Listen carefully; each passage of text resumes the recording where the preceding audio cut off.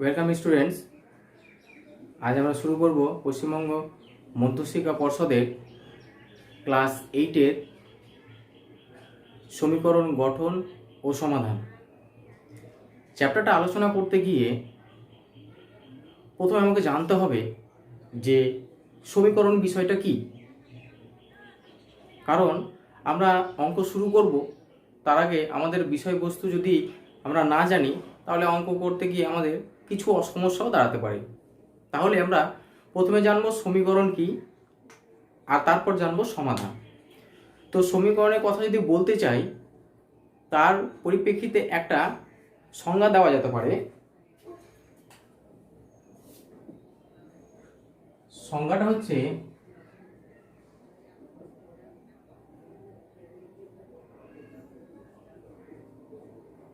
ধ্রুবক সংখ্যা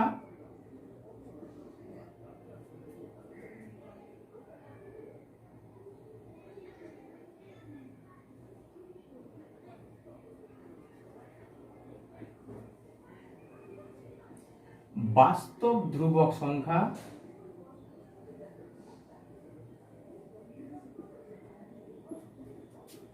চল সংখ্যা ও সমান চিহ্ন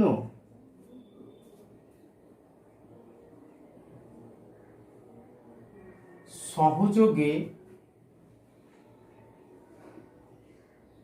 যে গাণিতিক সমস্যা পাওয়া যায় তাকেই বলা হয়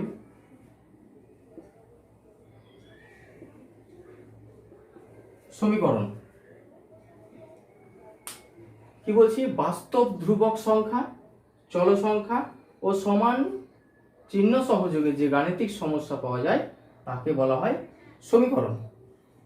এখন এই বাস্তব ধ্রুবক সংখ্যাটা কি, চল সংখ্যা কি, আর এই সমান চিহ্ন। এখন বাস্তব ধ্রুবক সংখ্যা যদি আমি বলতে চাই তাহলে বলবো বাস্তব ধ্রুবক সংখ্যা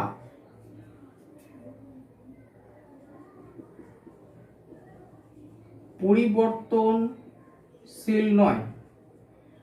কেন পরিবর্তনশীল নয়? কারণ এটা একটা বাস্তব সংখ্যা।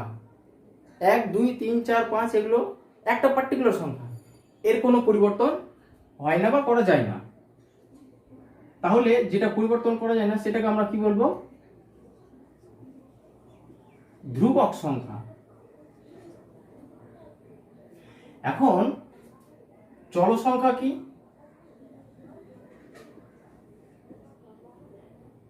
চল সংখ্যা হচ্ছে সমীকরণে, চল সংখ্যা হলো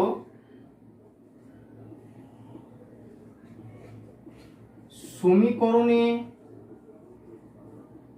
ব্যবহৃত, চল সংখ্যা হলো সমীকরণে ব্যবহৃত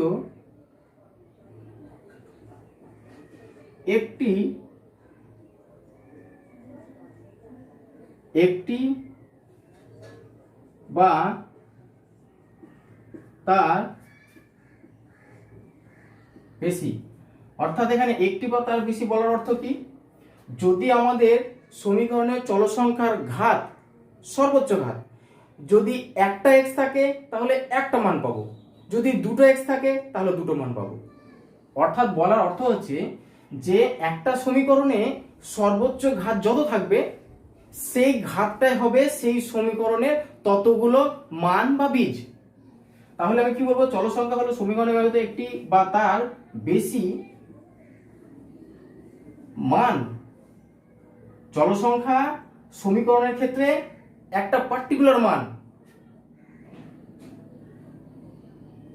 একটি বা তার বেশি মান, যা ওই সমীকরণকে সিদ্ধ করে। তাহলে আমরা এই এই যে সংজ্ঞাটা লিখলাম এই পরিপ্রেক্ষিতে আমরা একটা উদাহরণ লিখব। কেমন, আমি লিখলাম 4x ইকুয়াল টু 24। এটা একটা সমীকরণ। আমরা দেখো সংজ্ঞাতে কি বলেছিলাম, সংজ্ঞাতে বলেছিলাম বাস্তব ধ্রুবক সংখ্যা। দেখো এখানে বাস্তব ধ্রুবক সংখ্যা একটা দেওয়া আছে 4, এখানে আছে 24, এগুলো হচ্ছে ধ্রুবক সংখ্যা, এগুলোর পরিবর্তন নেই। এবং বলেছে চল সংখ্যা ও সমান চিহ্ন, তাহলে চল সংখ্যা এখানে কি x সমান চিহ্ন দেওয়া আছে, তাহলে এটা একটা সমীকরণ। এখন আমরা চল সংখ্যার ক্ষেত্রে কি বললাম, চল সংখ্যা হলো সমীকরণে ব্যবহৃত একটি বা তার বেশি, একটি বা তার বেশি। আমরা আগে একটা দেখাই, একটা মান বের করে তারপরে একের বেশি কি করে হয় আমরা একটা দুটো উদাহরণের মাধ্যমে দেখব। ভালো করে বুঝুন, আমরা কি বললাম যে সমীকরণে ব্যবহৃত চল সংখ্যার সর্বোচ্চ ঘাত, সর্বোচ্চ ঘাত। তাহলে এখানে এই সমীকরণটাতে সর্বোচ্চ ঘাত দেখো তো x এর কত আছে, সর্বোচ্চ ঘাত x এর এখানে 4x ইকুয়াল টু 24। তাহলে x এর এখানে সর্বোচ্চ ঘাত কিন্তু 1, অর্থাৎ এখানে আমরা x এর একটা মান পাবো, সেটা হবে নির্দিষ্ট। যখন সমীকরণ কথাটা উল্লেখ করব তখন সেখানে চল সংখ্যার মান কিন্তু একটা নির্দিষ্ট থাকবে। এবার দেখো এই জায়গাটা বোঝার চেষ্টা করো, বলছে 4x ইকুয়াল টু 24। তাহলে কি বলতে চাইছি, বলছে 4 ইন্টু ড্যাশ ইকুয়াল টু 24।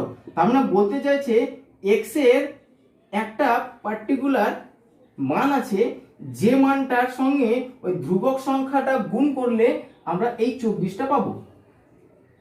এবার তোমরা সহজে বলতে পারবে যে এই 4 এর সঙ্গে যদি আমি 6 গুণ করি, 4 6 24, তাহলে x এর দেখো এখানে পার্টিকুলারই মান আছে, মান হবে। তুমি যদি এবার এখানে মনে করো দেখো এই 6 বাদ দিয়ে তুমি যদি মনে করো আর কিছু বসাবো তাহলে কিন্তু এখানে বসবে না। এবার তুমি বলতে পারো যে স্যার আমি এখানে 12 বসালাম, নিচে 2, কিন্তু দেখো আলটিমেট কিন্তু এলো 6। তাহলে এই সমীকরণে x এর একটা কিন্তু একটাই পার্টিকুলার মান। তাই সমীকরণের ক্ষেত্রে চল সংখ্যার নির্দিষ্ট মান থাকবে। এখন আমরা এটা দেখলাম একটা মানের জন্য, এবার আমরা দেখব একের বেশি, আমরা দুটো মান বের করে দেখব। দুটো মান বের করে কি দেখব, এবার দেখো আমি একটা সমীকরণ লিখলাম 4x স্কোয়ার সমান হচ্ছে 36। এবার দেখো এখানে x এর সর্বোচ্চ ঘাত কত 2, অর্থাৎ এখানে কিন্তু x এর দুটো মান পাওয়া যাবে। আমরা আগের সমীকরণে বললাম একটা মান, কারণ তার সর্বোচ্চ ঘাত কত ছিল 1, কিন্তু এখানে সর্বোচ্চ ঘাত কত 2, তারপরে দুটো মান পাওয়া যাবে। তাহলে x এর এখানে দুটো মান পাওয়া যাবে যা এই সমীকরণটাকে সিদ্ধ করে। দেখো এবার আমি এই x স্কোয়ারকে এখানে রেখে দিলাম। এবার এই যে চারটা আছে এই চারটা x স্কোয়ারের সঙ্গে গুণ আছে। এবার সমাধানের ক্ষেত্রে গুণ থাকলে যদি সাইড চেঞ্জ করি তাহলে হয়ে যাবে ভাগ, অর্থাৎ এই 4 দিয়ে কিন্তু আমরা 36 কে ভাগ করব। তাহলে 4 দিয়ে 36 কে ভাগ করলে পাবো 9। তাহলে দেখো x স্কোয়ার মানে কত এলো 9। এখন x স্কোয়ার মানে 9, তার মানে এখানে দেখো x এর দুটি মান পাবো। মানগুলো কি কি, একটা হচ্ছে +3, একটা -3। তাহলে একটা +3 একটা -3। এবার বলবে স্যার x সমান তো শুধু 3 বসানো যায়। হ্যাঁ 3 হয়, কিন্তু দেখো -3টাও কিন্তু এর মান। কেমন করে দেখো, আমি যদি +3 ইন্টু +3 করি তাহলে প্লাসে প্লাসে হয় প্লাস, আর 3 3 হয় গুণ করে 9, তাহলে এই মানটা হয়ে গেল। এখন আমি যদি এই মাইনাসটা বসাই -3 ইন্টু -3, তাহলে মাইনাস আর মাইনাসে মিলে হবে প্লাস, 3 3 9। তাহলে দেখো দুই ক্ষেত্রে কিন্তু আমরা একই মান পেয়েছি। তাহলে এখানে আমরা কি পেলাম, x এর দুটো মান।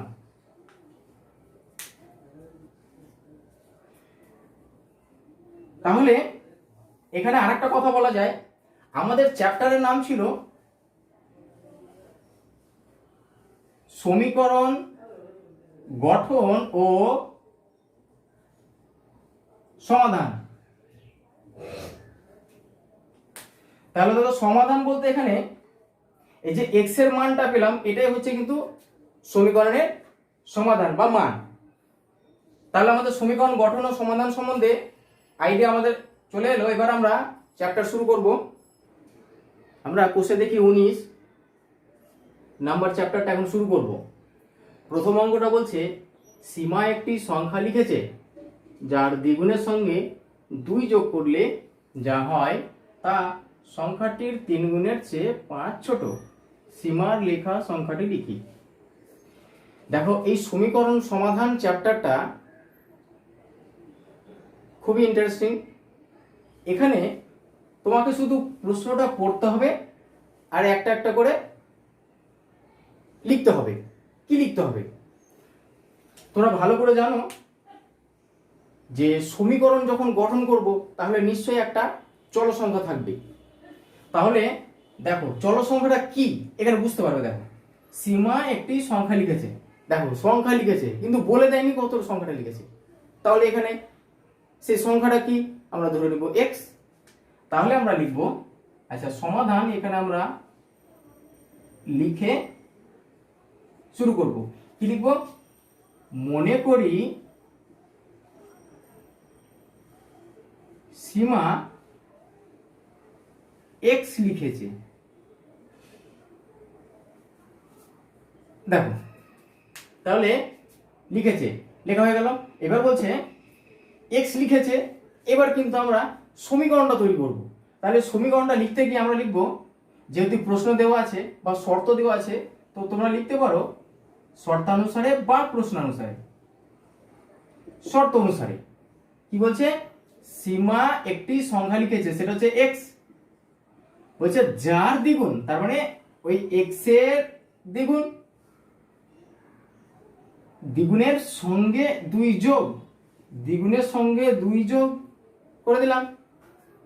বলছে এই দ্বিগুণের সঙ্গে 2 যোগ করলে যা হয়, এই যে সীমা যে সংখ্যাটা লিখেছে সেই সংখ্যার সঙ্গে যদি আমি 2 গুণ করি আবার তার সঙ্গে যদি যোগ করি 2, তাহলে কোন একটা সংখ্যা পাবো। বলছে সেই সংখ্যাটা হবে কি বলছে, যা হয় তা সংখ্যাটির 3 গুণ। তাহলে সংখ্যাটা কি ছিল? সংখ্যাটা তো ওই x এর 3 গুণ। তারপর বলছে 3 গুণের চেয়ে 5 ছোট। বলছে এই যে সংখ্যাটা পাবো সেটা হবে যে সংখ্যা লিখেছিল x লিখেছিল সেই সংখ্যার 3 গুণের থেকে 5 কম। তার মানে কি এটা আর এটা একই সংখ্যা, তাহলে আমরা মাঝে বসিয়ে দেবো সমান চিহ্ন।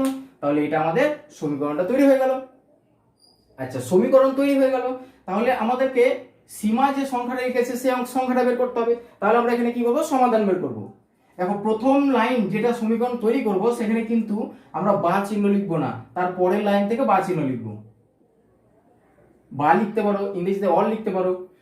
এবার দেখো মাথায় রাখতে হবে সমাধান করার সময় যে x যুক্ত যে সমস্ত পদগুলো থাকবে, শুধু x যুক্ত না, চল সংখ্যা যুক্ত যে সমস্ত পদগুলো থাকবে সেই সমস্ত পদগুলোকে বাম দিকে রেখে আমরা সমাধানটা করব, তাতে সুবিধা হবে। তুমি যদি বলো যে না আমি স্যার ডান দিকে করব, কোনো অসুবিধা নেই, করতে পারো, কিন্তু বাম দিকে করলে একটা সুবিধা আছে। এদিকে আছে 2x, তো 2x টা লিখে দিলাম। এবার এই যে 3x টা আছে, এই 3x টাকে আমি নিয়ে চলে আসবো বাম দিকে। এবার দেখো কিছু নেই যেখানে, সেখানে প্লাস ছিল। এবার প্লাস যদি থাকে সেটা সাইন চেঞ্জ করলে হয়ে যায় মাইনাস। এই যে ব্যাপারটা প্লাস থেকে মাইনাস কেন হলো এই ব্যাপারটাও আমি একটু আলাদা করে পাশে বুঝিয়ে দিব। এবার দেখো এদিকে ছিল মানে ডান দিকে ছিল -5, এবার দেখো সমানের বাম দিকে ছিল +2। এই +2টা যখন আমি আবার সাইড চেঞ্জ করব, সাইড ডান দিক হোক আর বাম দিক হোক, সাইড চেঞ্জ করলে ডান দিক থেকে বাম দিক গেলেও সাইন চেঞ্জ হবে আর বাম দিক থেকে ডান দিক গেলেও সাইন চেঞ্জ হবে। তাহলে +2টা এদিকে এসে কি হবে? -2। তাহলে 2x আর 3x, এখানে 2x এর আগে কি আছে? প্লাস। এবার দেখো প্লাস আর মাইনাসে কি হয়? মাইনাস। তার মানে 3টা x থেকে 2টো x বাদ, তাহলে হবে কি x। এবার তোমরা ভাববে মনে হচ্ছে বিয়োগ কমপ্লিট হয়ে গেল, না এখনো বিয়োগ কমপ্লিট হয়নি। কেন হয়নি দেখো ভালো করে, দেখো এখানে 2 আর 3, দেখো 2 এর চিহ্ন হচ্ছে প্লাস সাইন আছে আর 3 এর মাইনাস, তাহলে এখানে বড় সংখ্যার চিহ্ন যেটা সেটা বসবে, অর্থাৎ 3 এর চিহ্ন যেটা আছে সেটা বসবে, বসলো। এখন -5 - 2, তাহলে দেখো তো দুটো মাইনাসের সম্পর্ক কি হয়, প্লাস, অর্থাৎ 5 আর 2 আমরা যোগ করে পাবো 7। তোমরা এখানেও মনে করবে যে অ্যান্সার হয়ে গেল, তোমরা কোনো সময় এটাকে যোগ করে দিয়ে বেরিয়ে যাও, কিন্তু এখানে কিন্তু ভুল হয়ে যাবে, শেষ পর্যন্ত উত্তর মিলবে না। তাই প্রত্যেকটা অঙ্ক ভালো করে বুঝে কমপ্লিট করতে হবে। অঙ্ক করতে গেলে 100% না যদি করা যায় সেটা অঙ্ক কমপ্লিট হয় না, তার জন্য তোমাদের উত্তরও মিলে না।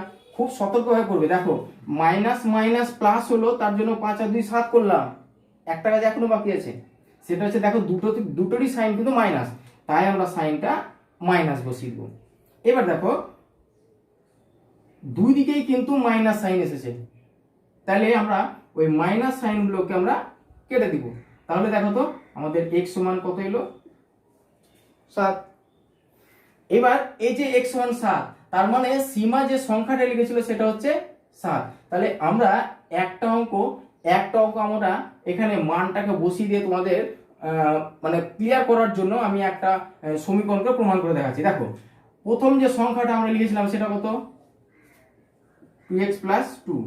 আমি দেখো এটাকে লেফট হ্যান্ড সাইড দিলাম, তাহলে 2 এর সঙ্গে x কি আছে, গুণ। যদি প্লাস থাকতো 2 + x থাকতো, এটা কিন্তু 2 + x নয়, এটা হচ্ছে 2x, অর্থাৎ 2 এর সঙ্গে x গুণ। তাহলে 2 * দেখো x এর মান কত পেয়েছি, 7 প্লাস 2, 7 আর 2 গুণ করে হয় 14 আর 2 হয় 16। এবার দেখো রাইট হ্যান্ড সাইড, এই যে সমীকরণটা সত্যি কিনা বা ঠিক কিনা সেটা আমরা যাচাই করছি, একটা অঙ্কের ক্ষেত্রে করব। আচ্ছা তাহলে কি লিখবো এখানে, 3x - 5, তাহলে 3 * x এর মান কত বেরিয়েছিল, 7। মানে যেখানে x থাকবে এই অঙ্কটায় যেখানে x থাকবে সেখানে আমি 7 বসাতে পারবো। তাহলে হয়ে গেল 3 × 7 = 21 - 5, তাহলে 21 থেকে 5 বাদ কত, 16। তাহলে দেখো দুদিকটাই সমান হয়ে গেল, তার মানে আমার উত্তরটা হয়ে গেল 7, অর্থাৎ সীমা যে সংখ্যাটা লিখেছে সেটা হচ্ছে 7, এটা হচ্ছে অ্যান্সার। এটা কিন্তু অঙ্কের অংশ নয়, কারণ এটা হচ্ছে শুধুমাত্র বোঝানোর ক্ষেত্রে, তাই এটা অংশ লেখার কোনো প্রয়োজন নেই। এবং তোমরা যদি মনে করো এটা বোঝার চেষ্টা করবে, ক্লিয়ার করার জন্য তোমরা এটা করতে পারো। তাহলে 1 নম্বর অঙ্ক আমাদের কমপ্লিট হলো।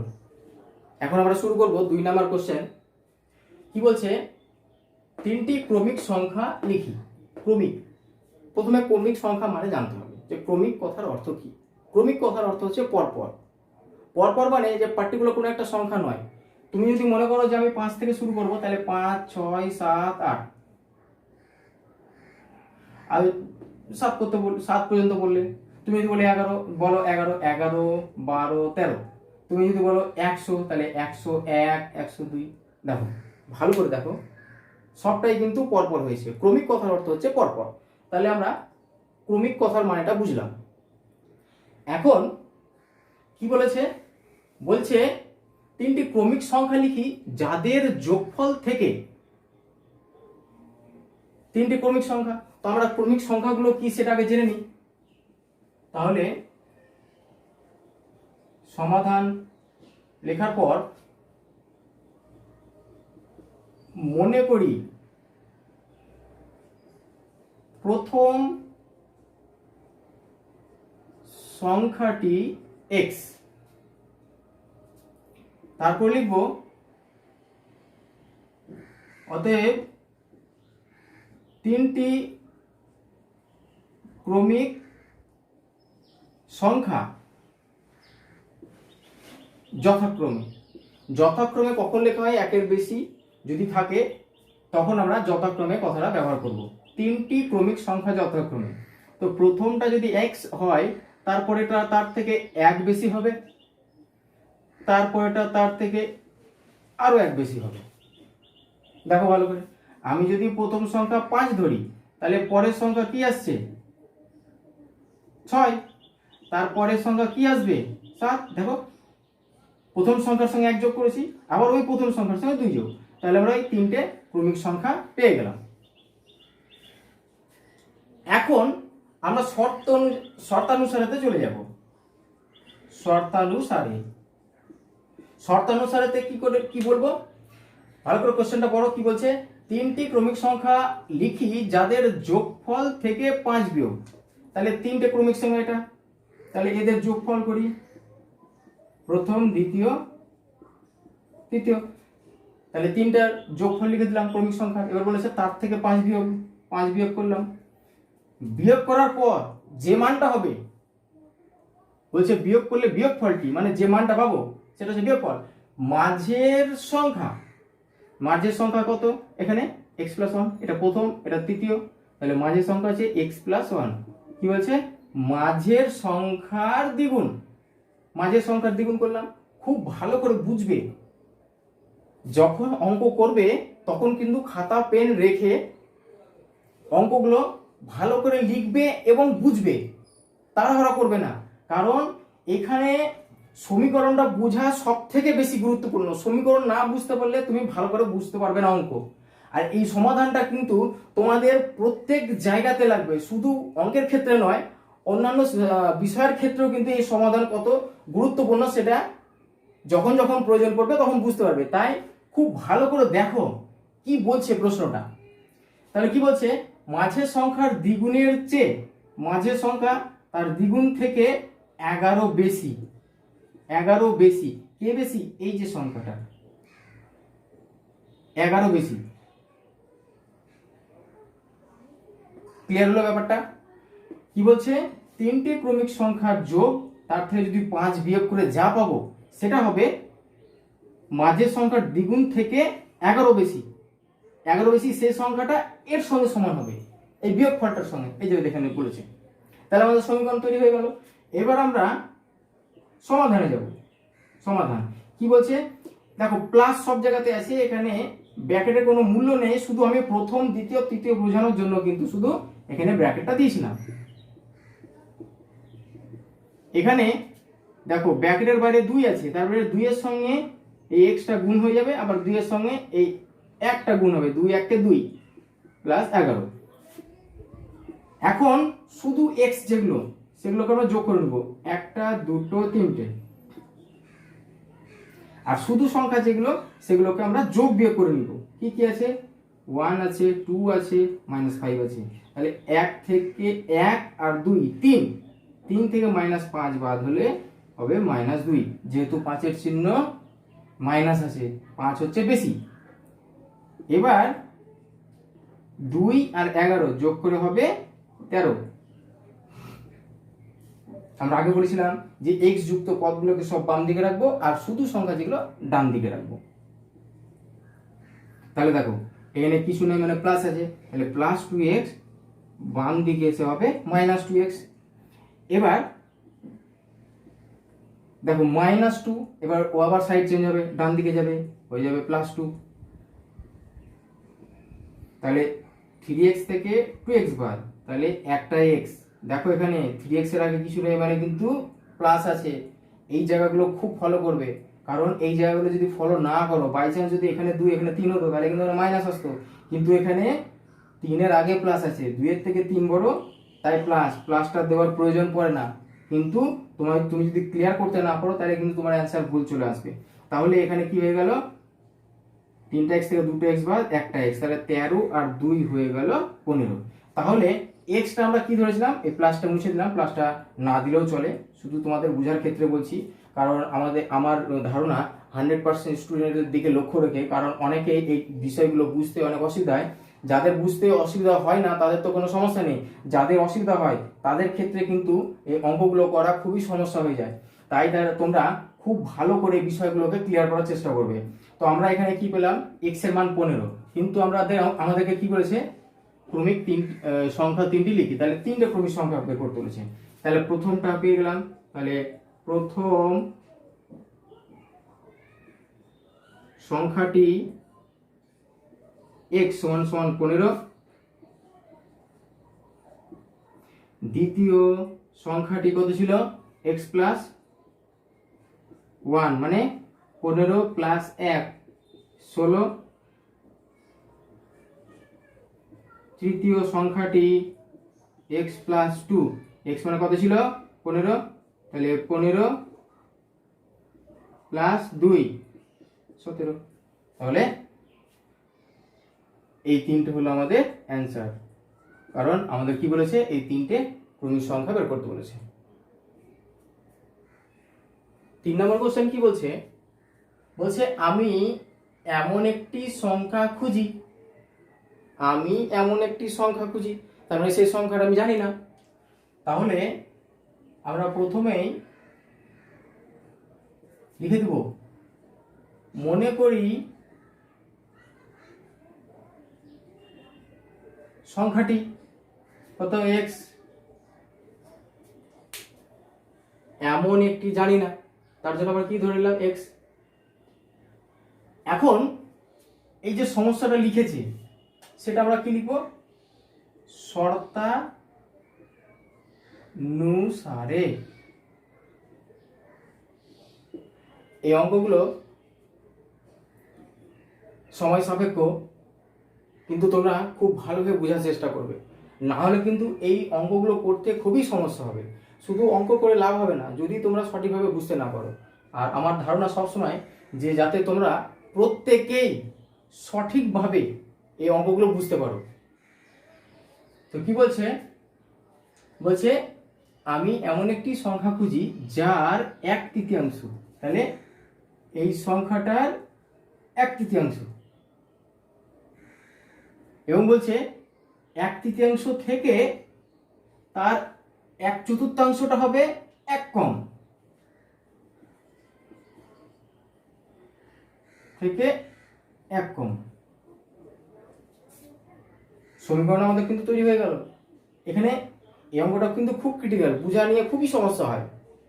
এবার এখানে 3 লিখেছি, এখানে 4 লিখেছি, তোমরা একটাই কথা হচ্ছে যে আমি স্যার আপনি এখানে 4 লিখলেন, তাহলে তো এটা বড় হয়ে গেল, তো ছোট থেকে বড় বাদ দিলে কি করে হয় এটা? দেখো আমি এখানে একটা ছবির মাধ্যমে ছোট করে বোঝানোর চেষ্টা করছি। আমি সমান মাপের দুটো ছবি তৈরি করলাম, মনে করো এইটা এটা সমান। এখন এটার করব 3 ভাগ, এটার করব 4 ভাগ। আচ্ছা তুলনামূলকভাবে দেখো তো কোনটা বেশি। এটা কিন্তু 4টা ভাগ করেছি আমরা, এটা কিন্তু 3 ভাগ।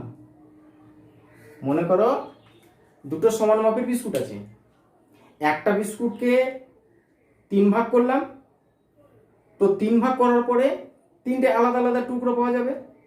আবার আরেকটা বিস্কুটকে সমান 4 ভাগে ভাগ করলাম, তাদের 4টা টুকরো পাওয়া যাবে। এবার দুটোর ক্ষেত্রে যে সমান সমান টুকরোগুলো পেয়েছি সেটা কোনটা বেশি হবে, যেটা 3 ভাগ করেছি সেটা, অর্থাৎ প্রথম সংখ্যাটা বেশি তারপরে সংখ্যাটা কম। এটা হচ্ছে 3 ভাগের মধ্যে x, এটা হচ্ছে 4 ভাগের মধ্যে x।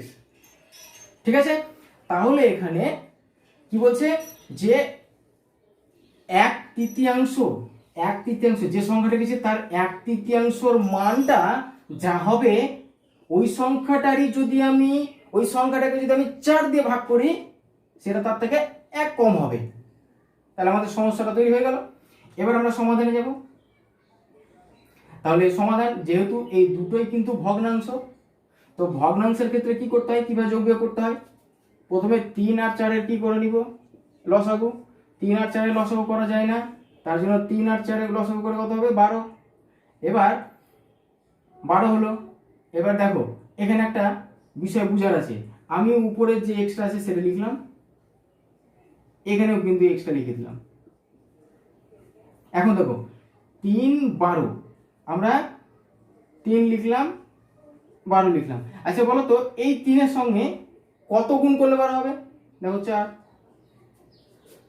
তাহলে দেখো 3 আর 12 এই দুটো জিনিস কিন্তু আমরা পেয়ে গেছি, 3 আর 12, তাহলে বাঁচলো কি 4। তাহলে এই 4 এর সঙ্গে কিন্তু উপরে x গুণ, তাহলে এটা হয়ে গেল 4x। আবার দেখো এখানে কি পেয়েছি 4 আর 12, এবার দেখো 4 আর 12, তাহলে বাঁচলো কি 3। তাহলে এই 3 এর সঙ্গে এই x গুণ, তাহলে 3x। তাহলে 4x থেকে 3x বাদ, তাহলে একটা x বাই 12 সমান 1। এখন 12 সঙ্গে 1 গুণ। দেখো সমাধানের ক্ষেত্রে যদি গুণ থাকে, এর আগে প্রথম অঙ্ক তো বললাম ভাগ হবে, আর যদি ভাগ থাকে তাহলে গুণ হবে। তাহলে এখানে কি আছে, 12 কিন্তু ভাগ অবস্থায় আছে, তাহলে 12 1-এর সঙ্গে গুণ হয়ে 12 হয়ে যাবে। তাহলে আমরা সেই সংখ্যাটা কত পেলাম, যে সংখ্যাটা কথা বলছিলাম সেটা হচ্ছে 12। এবার তোমরা এখানে বসে দেখো, এই 12 যদি আমি এখানে x এর জায়গায় বসাই তাহলে 3 4-এ, তাহলে 12/3, 12/3 তাহলে কত হলো 4। আবার যদি 12/4 করি তাহলে কত হবে 3, তাহলে 4 থেকে 3 বাদ দিলে কত হয় 1। তাহলে আমাদের 3 নাম্বার ম্যাথটা কমপ্লিট হয়ে গেল।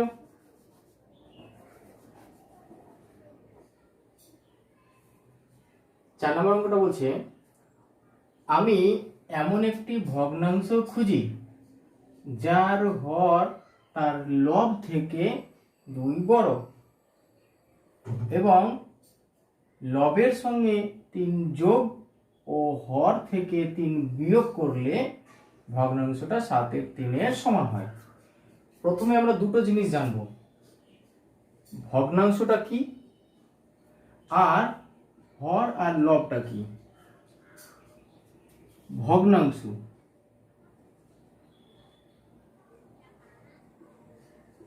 ভগ্নাংশ কিভাবে লেখা হয়, হর থাকে নিচে, লব থাকে উপরে। তো এটা হচ্ছে সেই ভগ্নাংশ। এখন প্রশ্নের দিকে তাকাতে আমাকে কি বলছে, আমি এমন একটি ভগ্নাংশ খুঁজি যার হর তার লব থেকে 2 বড়। কি বলছে, হর লবের থেকে 2 বড়, তাহলে আমাদেরকে এখানে লব ধরতে হবে। সমাধান, মনে করি লব সমান x।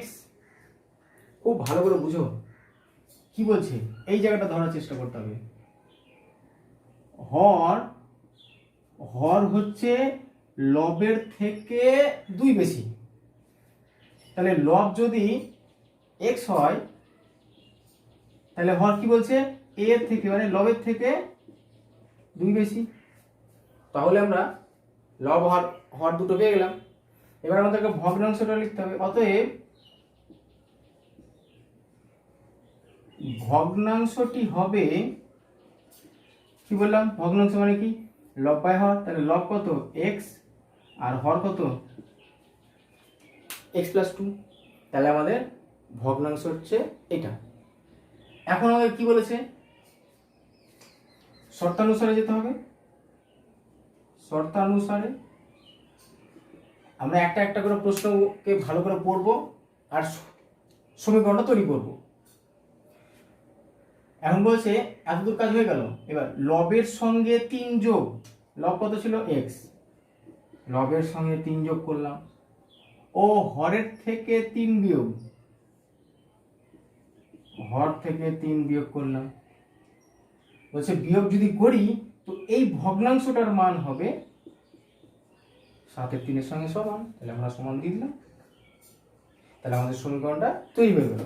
এবার আমরা এখানে লবটাকে বের করবো, আর লব যেটা পাবো তার সঙ্গে যদি আমরা 2 যোগ করি তাহলে হর পেয়ে যাবো। তাহলে দেখা যাক সেকেন্ড লাইন, আমরা নিচে একটা যোগ বিয়োগ আছে বাস্তব সংখ্যা, সেটা হচ্ছে 2 থেকে 3 বার -1। আবার মনে করি দিই 2 আর 3-এর থেকে 3 বেশি, 3-এর চিহ্ন মাইনাস, তার জন্য মাইনাস। আর বিয়োগ করলাম কেন, প্লাস মাইনাসে কি হয় মাইনাস, তার জন্য বিয়োগ করলাম। আচ্ছা, তাহলে আবার সেই 7/3 লিখে দিলাম। দেখো এটা একটা ভগ্নাংশ হয়ে আছে। ভগ্নাংশ যদি হয়ে থাকে তাহলে কোনাকুনি গুণ করব, নিচের সংখ্যার সঙ্গে উপরের সংখ্যা, মানে ডান দিকে বাম দিককার যদি নিচের সংখ্যা থাকে তাহলে ডান দিকের উপরের সংখ্যা গুণ, আর বাম দিককার যদি উপরের সংখ্যা থাকে তাহলে ডান দিককার নিচের সংখ্যা গুণ। অর্থাৎ এই 3-এর সঙ্গে x+3 গুণ, আর এই 7-এর সঙ্গে x-1 গুণ। গুণ মানে মাথায় রাখবে, দেখো এই 3টা কিন্তু দুজনের সঙ্গে গুণ করতে হবে। আমি কিছু কিছু জিনিস তোমাদেরকে ধরিয়ে দেওয়ার চেষ্টা করছি, কারণ অঙ্ক কারেক্ট করতে গেলে সম্পূর্ণ ঠিক করতে হবে। এই 3-এর সঙ্গে একবার এক্স এর গুণ, এই 3-এর সঙ্গে একবার 3-এর গুণ, এখানে আবার 7-এর সঙ্গে এক্স এর গুণ, 7-এর সঙ্গে 1-এর গুণ। তার জন্যই কিন্তু এই ব্র্যাকেটটা দেওয়া, তার জন্যই কিন্তু এই বলছে 3-এর সঙ্গে দুটোই গুণ করতে হবে, তার জন্য কিন্তু এই ব্র্যাকেটটা দেওয়া, নাহলে ব্র্যাকেটটা দেওয়ার কোনো মানে হতো না। 3 আর x গুণ করলে 3x, 3 আর 3 গুণ করলে 9, কখনোই কিন্তু এখানে 3 লিখবে না, কখনোই অ্যান্সার মিলবে না। তাহলে এখানে হয়ে যাবে 3 3 9, তাহলে 7 আর x, 7x, 7 1 কে 7, তাহলে প্লাস 7x, বাম দিকে আসলে হবে মাইনাস 7x, প্লাস 9 ডান দিকে গেলে কি হবে মাইনাস 9। তাহলে 3 থেকে 7 বাদ 4, এখনো কমপ্লিট হয়নি, বড় সংখ্যা চিহ্ন কি আছে মাইনাস, এবার কমপ্লিট হলো, দুটোই মাইনাস, তারপরে মাইনাস মাইনাসে কি হয় প্লাস, মাইনাস মাইনাসে প্লাস, তার জন্য শুধু যোগ করব, 7 আর 9 16, কিন্তু দুটোর চিহ্ন একই, তার জন্য মাইনাস বসাতে হবে। আবার দুই দিকে কিন্তু একই চিহ্ন হয়ে গেল, তার জন্য কেটে দিলাম। তাহলে 4 কিন্তু x এর সঙ্গে গুণ হয়ে আছে, তাহলে ডান দিকে গেলে কি হয়ে যাবে সেটা ভাগ, তাহলে 16কে 4 দিয়ে কাটলে হবে 4, তাহলে আমাদের x এর মান যেটা হবে সেটা হয়ে যাবে 4। তাহলে x আমরা কি ধরেছিলাম লব, তাহলে লব হয়ে গেল 4, আর হর কত হবে, হর হবে x প্লাস 2, অর্থাৎ 4 প্লাস 2 মানে 6। লব হর পেয়েছি, কিন্তু আমাদেরকে কি বলেছে ভগ্নাংশটা বের করতে, ভগ্নাংশটা কি লিখেছি এই যে ভগ্নাংশ, অতএব ভগ্নাংশটি সমান সমান কত x বাই x প্লাস 2, তাহলে x মানে কত ছিল 4, আর x প্লাস 2 মানে কত ছিল 6, তাহলে কাটাকাটি করে 2 2 গুণ 4, 3 2 6, তাহলে আমাদের উত্তরটা হয়ে যাবে 2 এর 3, অর্থাৎ ভগ্নাংশ হয়ে যাবে 2 এর 3। তাহলে আমাদের অ্যান্সার কমপ্লিট হয়ে গেল। দেখো 5 নম্বর অঙ্কটা কি বলছে, 5 নম্বর অঙ্কটা সেই 4 নম্বর অঙ্কের মতো ভগ্নাংশে বলছে সুচেতা একটি ভগ্নাংশ লিখলো যার হর তার লবের চেয়ে 3 বড়। তাহলে আমরা সেই সমাধান বলে স্টেপ বাই স্টেপ অঙ্কগুলো সমাধান করার চেষ্টা করব। কি বলছে তাহলে মনে করি, কি বলছে হর হবে লবের চেয়ে, মানে লব হচ্ছে ছোট হর বড়, তাহলে মনে করি লব হচ্ছে x, হর কত হবে, হর বলে দিয়েছে লবের থেকে 3 বেশি। আচ্ছা এখন তাহলে ভগ্নাংশটা কি হবে, ভগ্নাংশটি সমান লব বাই হর, লব বাই হর, তাহলে এটা হবে আমাদের সেই ভগ্নাংশ। এখন আমরা প্রশ্নতে যে দেওয়া আছে সেটা আমরা সমীকরণ তৈরি করব। তাহলে শর্তানুসারে কি বলছে, ভগ্নাংশটির লবের সঙ্গে 2 যোগ, লবের সঙ্গে 2 যোগ ও হর থেকে 1 বিয়োগ, হর থেকে 1 বিয়োগ হয়ে গেল দুটো। তা বলছে এবং লব থেকে 1 বিয়োগ, লব কি ছিল x, 1 বিয়োগ, কি বলছে হরের সঙ্গে 2 যোগ, হরের সঙ্গে 2 যোগ, হর কিন্তু x প্লাস 3 অলরেডি ছিল, তার সঙ্গে 2 যোগ,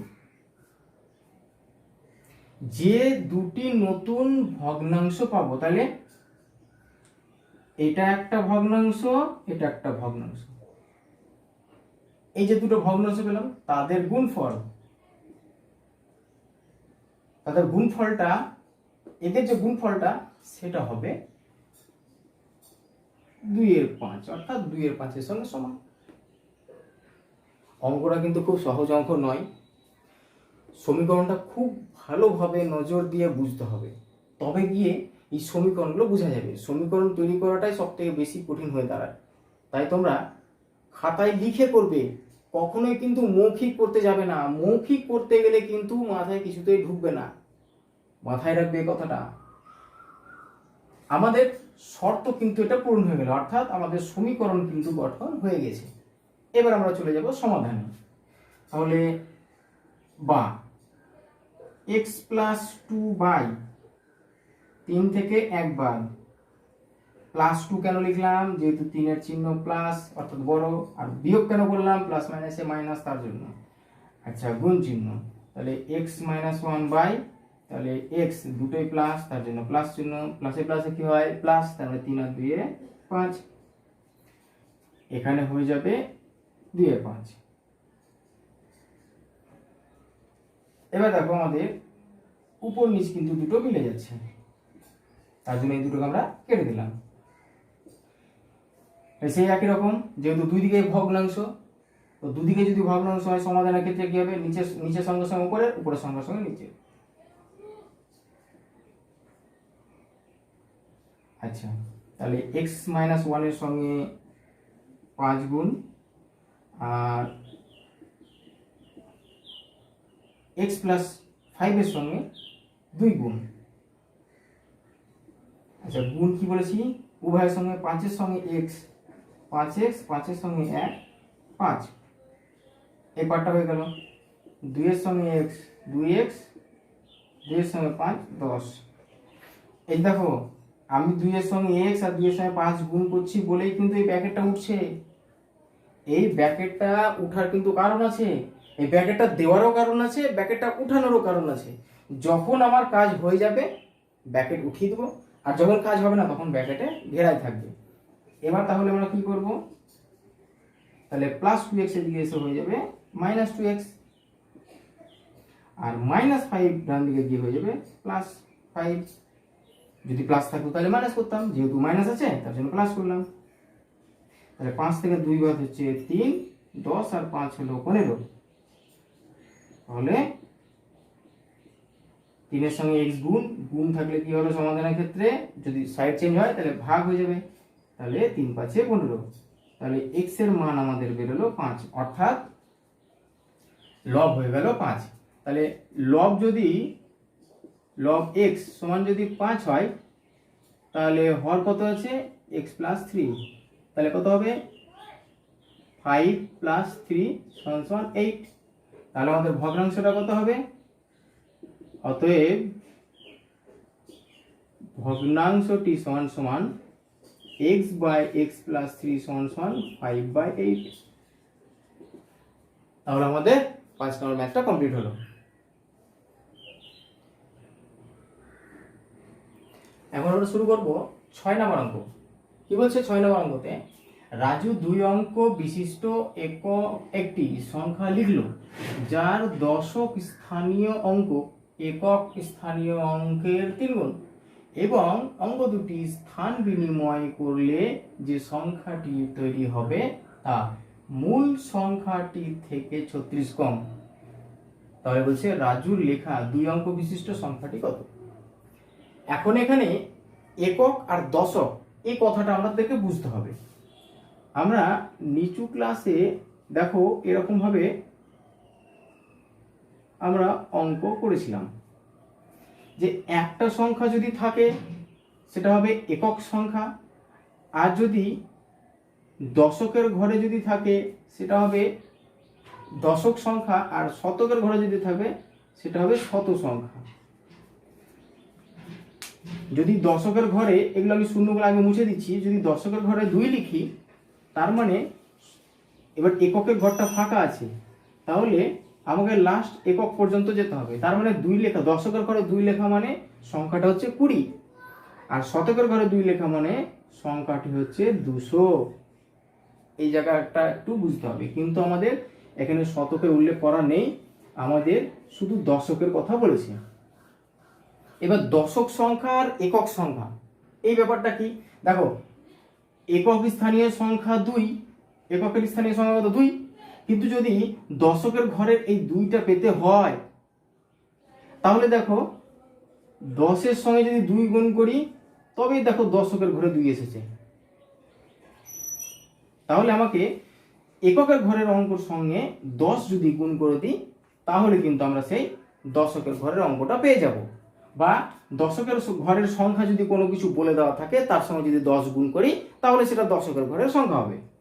তো এখানে কি বলেছে, এখানে বলেছে যে রাজু 2 অঙ্ক বিশিষ্ট, তাহলে দুটো অঙ্ক আছে, সংখ্যাটায় দুটো অঙ্ক আছে, একটা হয় প্রথম সংখ্যা, একটা সংখ্যা যেটা সেটা হচ্ছে একক সংখ্যা, আর যদি দুটো হয়ে যায় তাহলে সেটা হয়ে যাবে দশক সংখ্যা। বিশিষ্ট একটি 2 অঙ্ক বিশিষ্ট একটি সংখ্যা লিখলো যার দশক স্থানীয় অঙ্ক একক স্থানীয় অঙ্কের 3 গুণ। মানে একক স্থানীয় অঙ্কতে যত সংখ্যা আছে সেটা দশকের ঘরের অঙ্কটা হবে তার থেকে 3 গুণ। যদি আমরা না লিখি তো বোঝা যাবে না, খুব সাবধানে বোঝার চেষ্টা করবো ব্যাপারটা কি বলছে। তো প্রথমে বলবো, মনে করি একক স্থানীয় অঙ্ক x, একক স্থানীয় অঙ্ক x, তাহলে দশক স্থানীয় অঙ্ক হচ্ছে একক স্থানীয় অঙ্কের 3 গুণ। তাহলে দশক স্থানীয় অঙ্কটা কত হবে, তাহলে 3x। দেখো আমাদের শর্ত দায়িত্ব আছে, একক স্থানীয় অঙ্কের 3 গুণ সেটা হবে দশক অঙ্ক, তাহলে একক দশক আমরা পেয়ে গেলাম। এখন তাহলে সংখ্যাটা কত, অতএব সংখ্যাটি হবে কত, একক স্থানীয় হচ্ছে x। আমরা আগে বললাম দশক স্থানীয় অঙ্কটাকে পেতে গেলে দশকের ঘরের অঙ্কের সঙ্গে 10 গুণ দিতে হবে। দশকের ঘরের অঙ্ক যদি আমি গুণ করি তবে দশকের ঘরের অঙ্কটা পাবো, তাহলে আমাদের সংখ্যাটা আমরা পেয়ে গেলাম। এরপরে আমরা চলে যাব মূল শর্ততে, অর্থাৎ সমীকরণ গঠন করবো। এখন বলছে অঙ্ক দুটি স্থান বিনিময় করলে একটা অঙ্ক x আর একটা অঙ্ক হচ্ছে 3x, স্থান বিনিময় করলে যে সংখ্যা হয়, তাহলে স্থান বিনিময় মানে কি, x এর জায়গায় হয়ে যাবে 3x আর 3x এর জায়গায় হয়ে যাবে x। তার মানে এখানে আমি কত গুণ দিয়েছিলাম 10, কিন্তু এবার 10 এর সঙ্গে গুণ হবে না, স্থান বিনিময় মানে কি উল্টা হয়ে যাবে। প্রথমে 3x এর সঙ্গে 10 গুণ করেছিলাম, এখন সেটা করে দেবো x এর সঙ্গে গুণ একক স্থানীয় অঙ্কের সঙ্গে। তো বলছে স্থান বিনিময় করলে যে সংখ্যাটা পাবো, মানে এটা যে সংখ্যাটা হবে, এটা যে সংখ্যাটা হবে সেটা মূল সংখ্যা। কি বলছে, এই দেখো মূল সংখ্যা, কোনটা মূল সংখ্যা, এই যে আমাদের মূল সংখ্যা আমরা লিখেছিলাম, বলছে মূল সংখ্যা থেকে কত কম হবে, মূল সংখ্যা থেকে, এই মূল সংখ্যা থেকে 36 কম, কোনটা, এই যে সংখ্যাটা হবে। বলছে আমরা যে স্থান বিনিময় করেছি, স্থান বিনিময় করার ফলে সংখ্যাটা কমে গেছে, কতটা কমেছে, সেটা হবে মূল সংখ্যার থেকে 36 কম। তাহলে আমাদের সমীকরণটা তৈরি হয়ে গেল।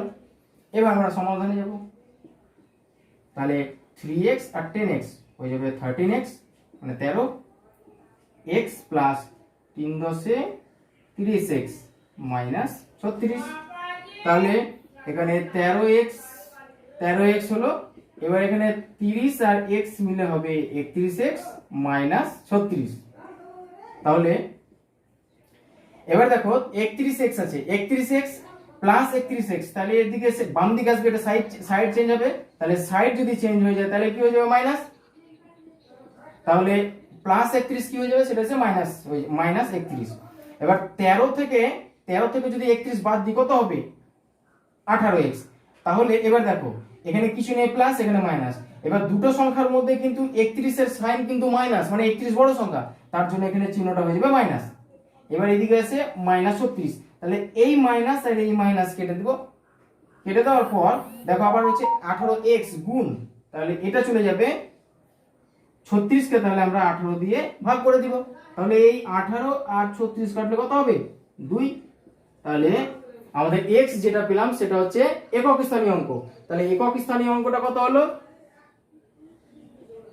তাহলে একক স্থানীয় অঙ্ক হচ্ছে 2, আর দশক স্থানীয় অঙ্ক কত ছিল? 3x। তাহলে সেটা হয়ে যাবে 3 × 2 মানে 6। দেখো এখনো কিন্তু সংখ্যাটা পাইনি, আমরা শুধু ওই স্থানীয় মানগুলো পেয়েছি, শুধু সংখ্যাগুলো পেয়েছি। এবার সংখ্যাটা, মূল যে সংখ্যা, সেই সংখ্যাতে আমরা মানটা বসাবো। তাহলে অতএব সংখ্যাটি সমান সমান x প্লাস 10 3x। তাহলে x মানে কত? 2, 10 ইন্টু, যেহেতু কিছু নেই মাঝে, তাহলে 3x মানে কত বললাম? 6। তাহলে এই 6টা এখানে বসিয়ে দেবো। তাহলে এখানে হয়ে গেল 2 আর 6 × 10 = 60। তাহলে 60 আর 2 মিলে 62।